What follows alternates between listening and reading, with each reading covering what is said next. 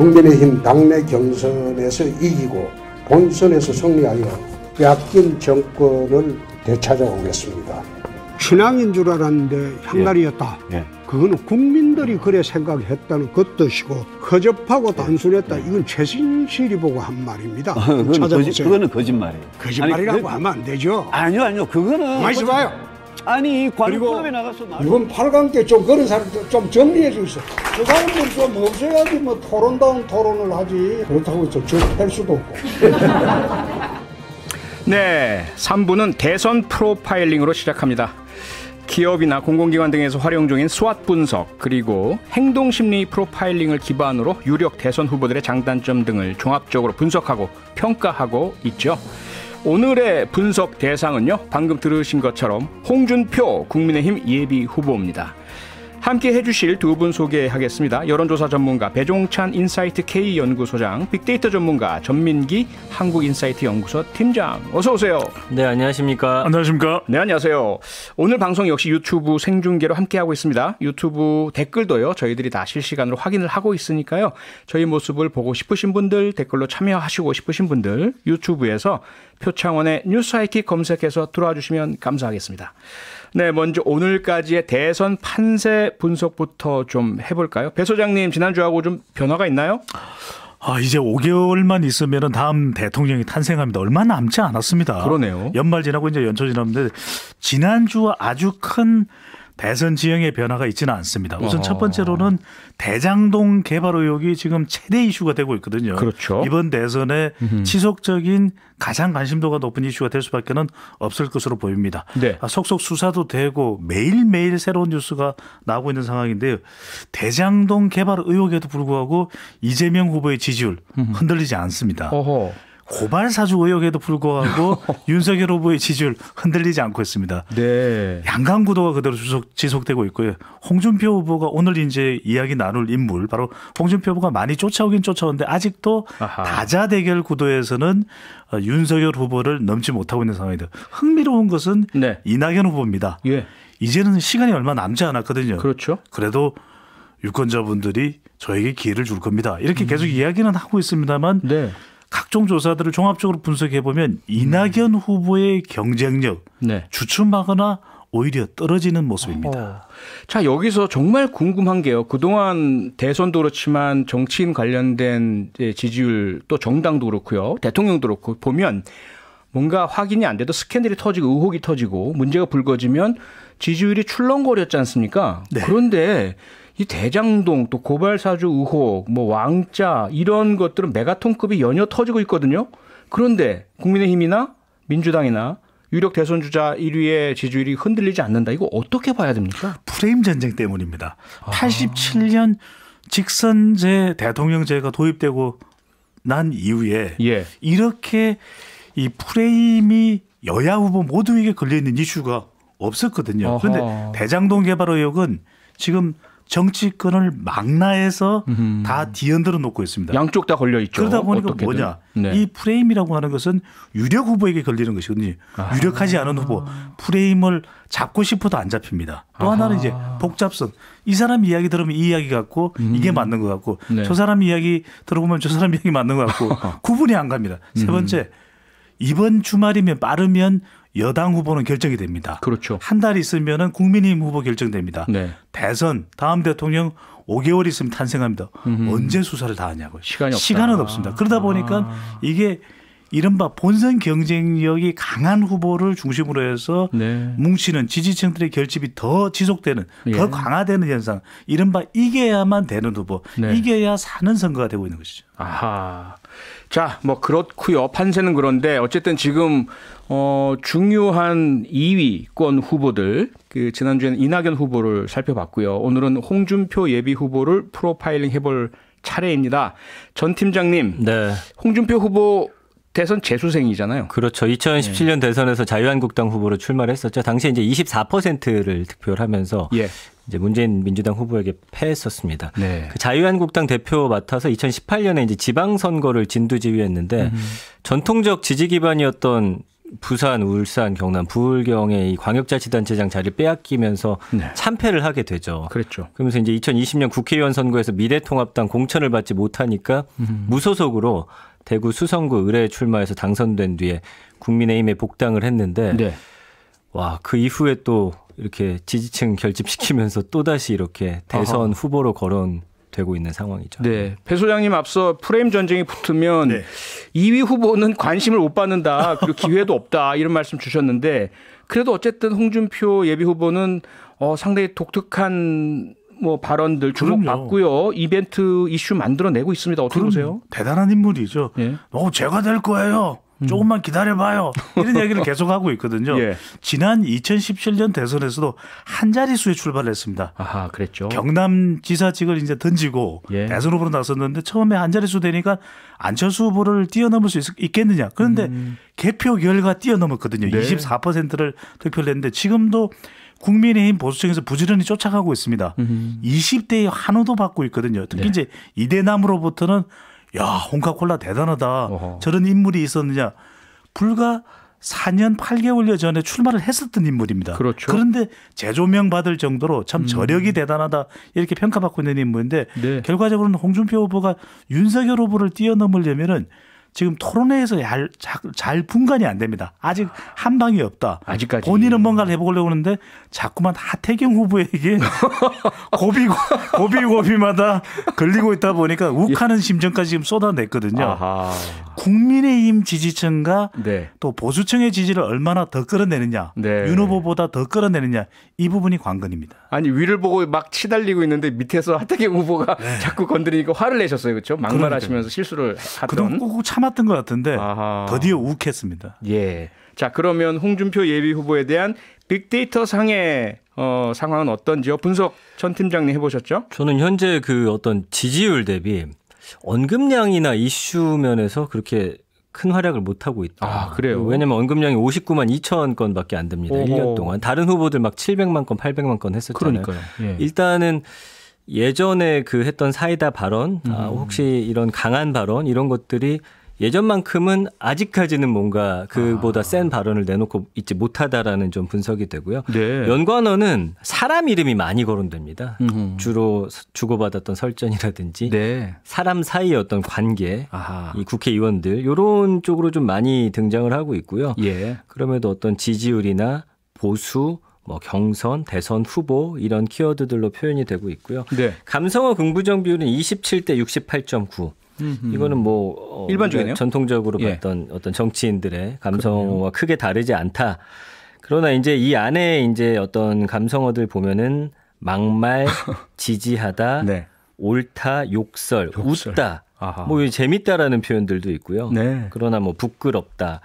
그래서 이제 말이 주로 어떤 중심에 있고 예. 그 말이 시원하다라고 하면 좀 지지하는 편. 네. 그 말이 좀 뭔가 이게 정치인으로서는 하지 말아야 할 말 같다라고 하면 이제 부끄럽다. 뭐 이런 표현들로서 분석이 되고 있습니다.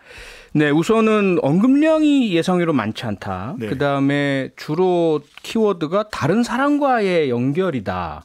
그리고 부끄럽다라든지 욕설, 막말 이러한 감성어들이 많다. 배 소장님 어떻게 네. 보십니까? 그러니까 이게 주목은 받는데 네. 자기 것이 뭔가가 없다. 아하. 이렇게 이제 분석이 가능해지는 것이거든요. 예. 홍준표 후보 그러면 거침없는 은행. 그러니까 주목을 하게 됩니다. 아이고 나 그렇게 생각 안 해요. 이렇게 하니까 네. 사람들이 일단은 들어봅니다. 그렇죠. 뭔가 큰 울림이 있거든요. 목소리만큼은. 어허. 그런데 가만히 지금 곰곰이 기억을 되살려 보면 뭔가 홍준표 후보가 이야기한 자기만의 홍준표 정책 기억나는 게 있습니까? 잘 안 나요. 사형 집행 정도.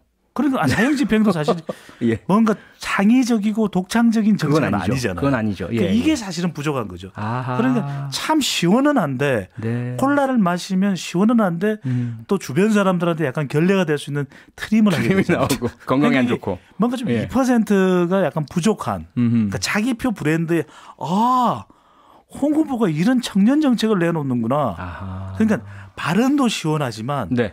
그 빛나는 아이디어에 깜짝 놀라면서 공감되고 감동되고 감흥되는 네. 이런 연기는 조금 아쉽다. 그래서 지금 빅데이터 연관들을 보면 의혹, 비판하다, 지지하다, 비판, 막말, 뭔가 이런 말과 관련된 감성 연관으로 있는데 이게 홍준표 후보의 정책이야, 비전이야, 이건 잘 안 보이는 거죠. 그러네요. 네, 여기서 잠시 광고 듣고 와서 본격적으로 홍준표 후보 프로파일링 해보겠습니다.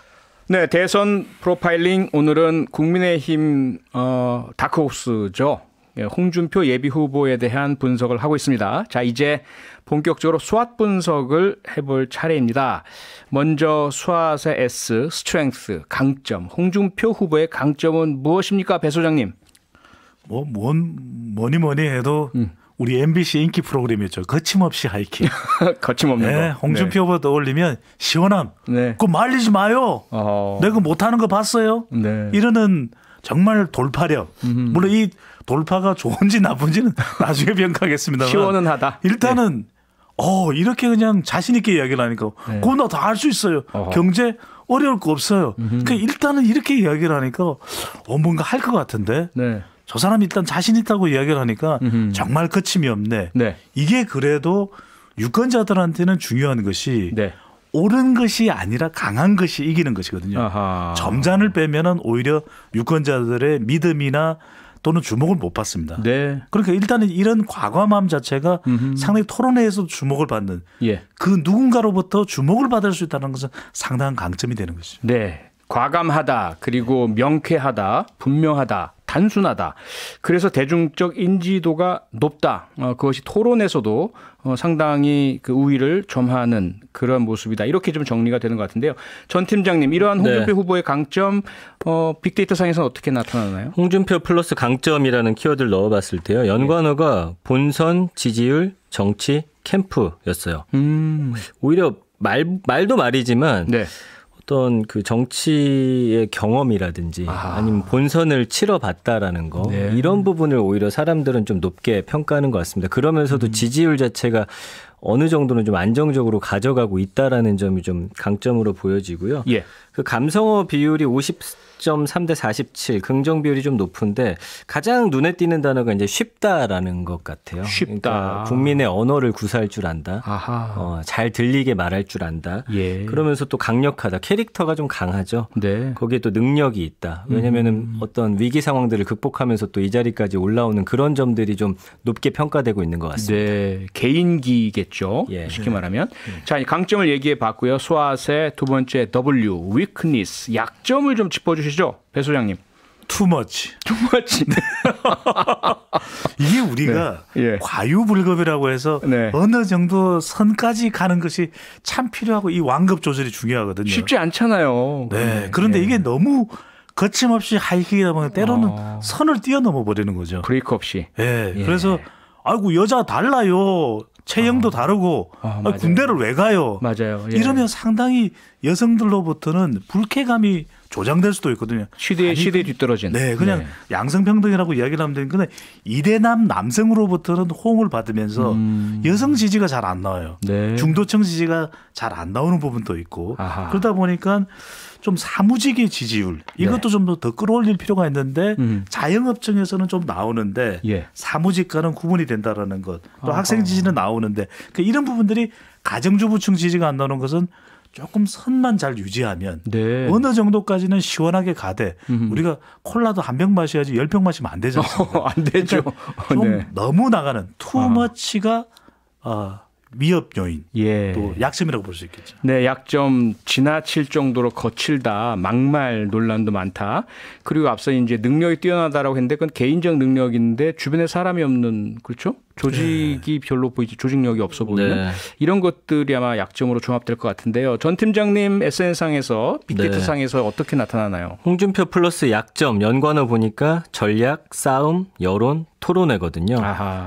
그러니까 오히려 말이 강점이 되면서도 결국 약점이 아닌가 싶습니다. 그래서 이런 어떤 싸움에 능하지만 이런 싸움을 반복했을 때 사람들의 어떤 여론이 좋지 못하다는 거예요. 그래서 토론회가 약점으로 나온 게 오히려 토론회 하면서 더 주목을 받을 것이다라고 했는데 네.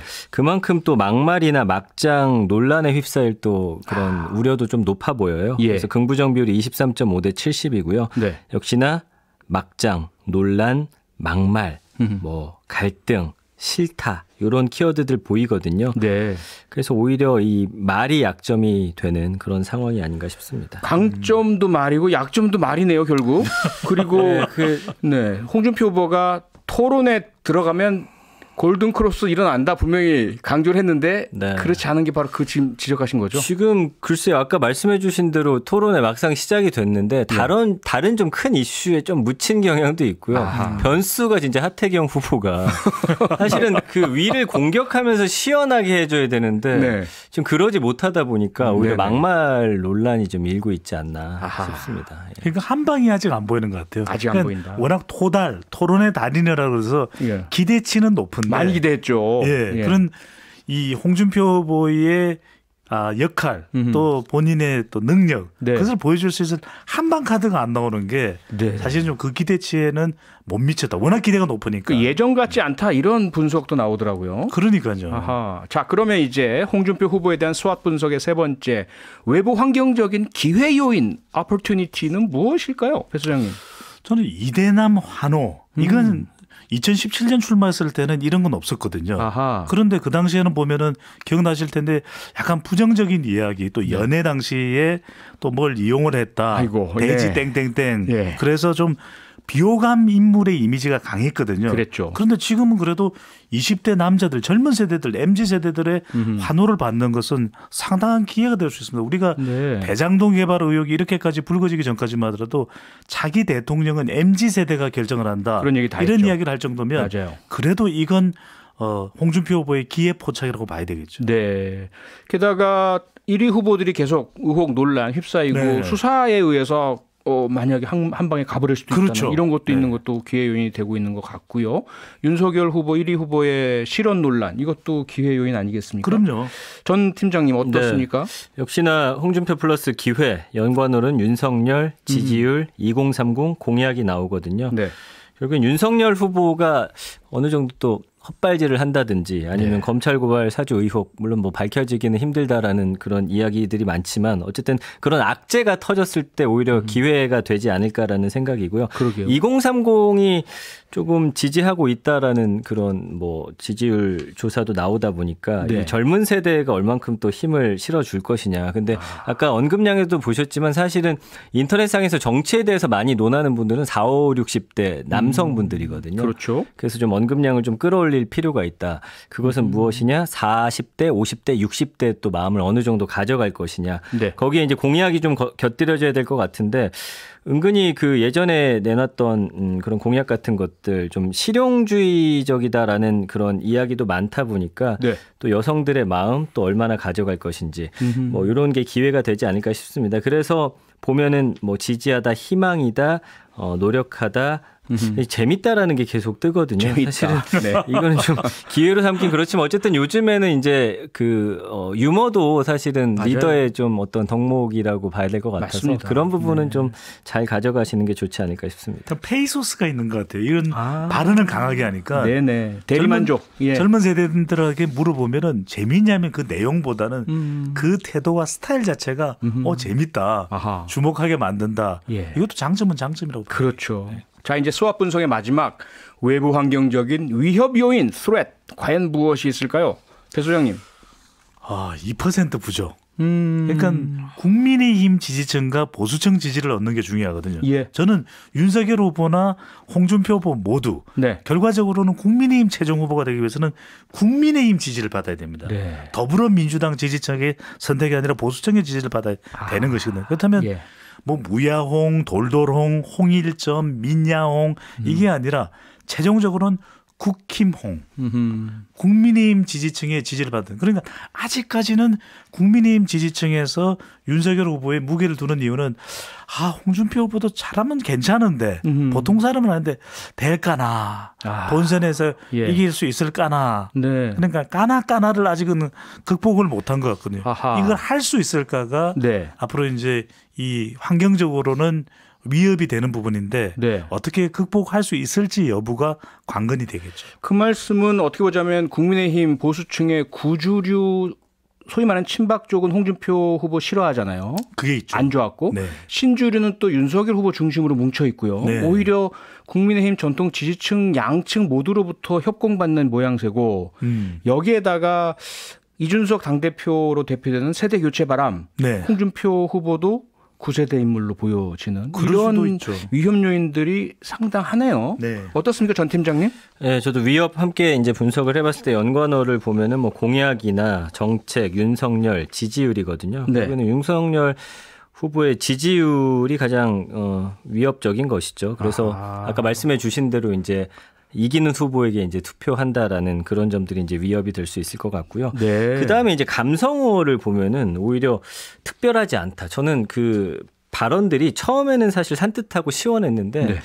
과연 그 이상의 발언이라 함은 또 수위가 높아질 텐데 아하. 그런 게 또 위험 요소가 있고 예. 계속되다 보니까 이제 사람들이 익숙해진다라는 거죠. 아하. 그래서 결국에는 이제 공약이나 정책들을 좀 내놔야 할 텐데 네. 과연 그런 부분들이 다른 많은 분들의 이제 마음을 사로잡을 수 있을지가 그리고 그거가 주목받을 만한 그런 여력이 있을지 네. 이런 것들이 좀 왜냐하면 이제 토론회 하다 보면 일단 2위 후보기 때문에 예. 좀 공격적으로 나설 텐데 그러니까요. 그 사이에 어떤 본인의 공약이나 정책들이 드러날 수 있을지는 아하. 좀 의문인 것 같습니다. 자, 저희가 이렇게 스왑 분석을 하는 이유는요. 각 후보별로 자신의 장점은 더 확대시키고 약점은 보완을 하고 기회를 살리면서 위협 요인에 잘 대응해 나가는 이 모습을 보고 싶은 거 아니겠어요? 그렇죠. 그렇게 함으로써 대한민국과 국민을 위해서 그럼요. 제대로 봉사할 능력 있는 대통령과 그 캠프 진영인가를 보고 싶어 하는 건데 이 분석 이후에 나아지는 모습이 안 보이면 좀 실망할 것 같아요. 그렇죠? 네, 각 후보별로 같이 한번 지켜보시기로 네. 하죠. 자, 이제 시간이 많지는 않지만 이 대통령 후보로서의 자격 요인 계속 저희들 분석을 하고 있습니다. 네. 우리 국민들께서 기대하시고 요구하시는 첫째는 인성과 인품이에요. 둘째는 능력과 경력, 셋째는 비전과 정책, 공약. 이 중에서 인성과 품성 홍준표 후보 어떻습니까, 배 소장님? 홍준표 하면 딱 떠오르는 이미지는 강함, 네, 스트롱맨이죠. 모래시계 검사. 네. 그래서 이제 자충우도라는 이미지가 있기 때문에 예. 여기에 강함만 가지고 있어는 안 되거든요. 아하. 세부가 있느냐. 네. 이건 표창원 진행자가 가지고 있는 겁니다. 세밀하면서도 부드러움. 아이고 제가요. 이걸 보완한다면 예. 상당히 강점이 될 수가 있는 거죠. 예, 저랑 합칠까요? 네, 강하기만 한 홍준표 후보의 인성의 약점 말씀 주셨는데 전 팀장님 어떻게 보세요? 저도 이제 어떤 품격이라는 측면에서 4, 5, 60대 분들이 좀 그걸 좀 더 요구하시는 것 같아요. 아하. 그러니까 이제 사실은 강함이라는 게 강한 말에서만 꼭 나오는 건 아니잖아요. 그렇죠. 부드러우면서도 좀 강한 카리스마를 어떻게 조절하면서 보여줄 것이냐. 이번에도 네. 사실은 하태경 후보에게 내뱉은 그런 말들이 와, 너무했어요. 예, 마이너스가 되고 너무했어요. 있거든요. 예. 그러니까 이분의 어떤 강한 캐릭터는 우리가 알고 있기 때문에 이걸 좀 어떻게 안정적이면서 전략적으로 구사할 수 있느냐가 굉장히 중요해 보입니다. 그러게요. 예. 아무래도 아직 대한민국에선 조금 그런 그 전통적인 품성, 네. 겸양과 어떤 인내심과 배려 이런 부분들을 좀 보고 싶어 하시는데 이걸 안 보여주시는 게 아직까지는 약점이다. 표디는 어떻게 분석하시나요? 근데 두 분 말씀에 동의하고요. 이분이 가지고 있는 정통적인 강점만 자꾸 사용하시는데 너무 많이 사용하셔서 이제는 거의 식상하다. 네. 그것보다 다른 측면, 부드럽고 품어 안고 포용력 있고 네. 배려하고 반전이 있어야 되겠죠. 그렇죠. 네. 반전의 그런 따뜻함을 보여줬으면 어땠을까 싶은데 그게 안 나왔다라는 아쉬움이 좀 있고요. 자, 그러면 이제 능력 부분, 경력 부분 어떻게 보십니까, 배 소장님? 저는 능력 부분은 인정받을 부분이 있는 걸로 보입니다. 예. 국회의원직도 다선을 했고 하고 있고 예. 그리고 경남지사직도 단체장도 광역단체장직도 역임을 했고 네. 한나라당 대표도 했거든요. 맞아요. 근데 한나라당 대표할 때 그런 이야기 했었어요.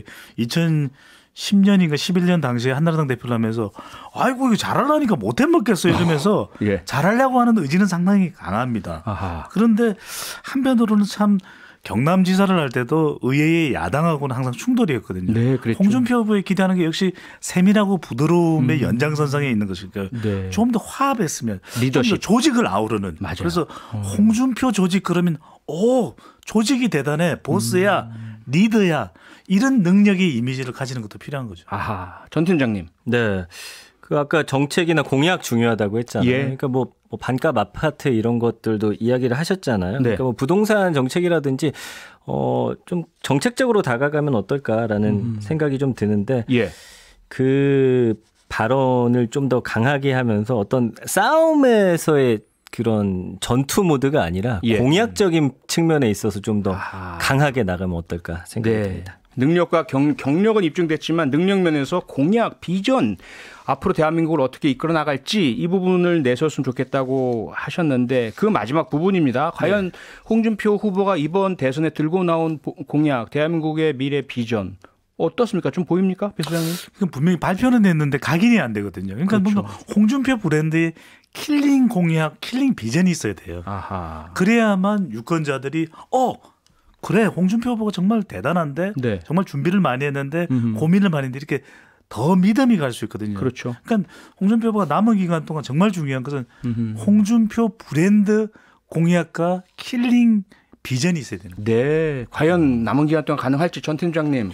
저는 아까 인물이 굉장히 많이 나왔잖아요. 예. 이제는 이왕 이렇게 된 거면 예. 한 사람을 좀 붙들고 늘어져야 되죠. 한 사람을 붙들고 예. 그래서 윤석열 1위를 붙잡아야겠죠. 예. 그 사람과의 어떤 관계 여러 설정이. 사람하고 막 예. 그래서 연관을 싸우지 좀 말고. 하나로 좀 모를 필요가 있을 것 같고요. 네. 언급량을 좀 끌어올리면서 그 이후에 이 사람에 대한 관심을 높인 상황에서 공약이나 정책을 좀 슬며시 흘리면 좋지 않을까. 그때 준비했다 딱 내놓는다. 예, 생각을 해봅니다. 알겠습니다. 여기까지 해야겠네요. 대선 후보 선택을 도와드리기 위한 대선 프로파일링 여러분의 선택에 도움이 됐는지 궁금하고요.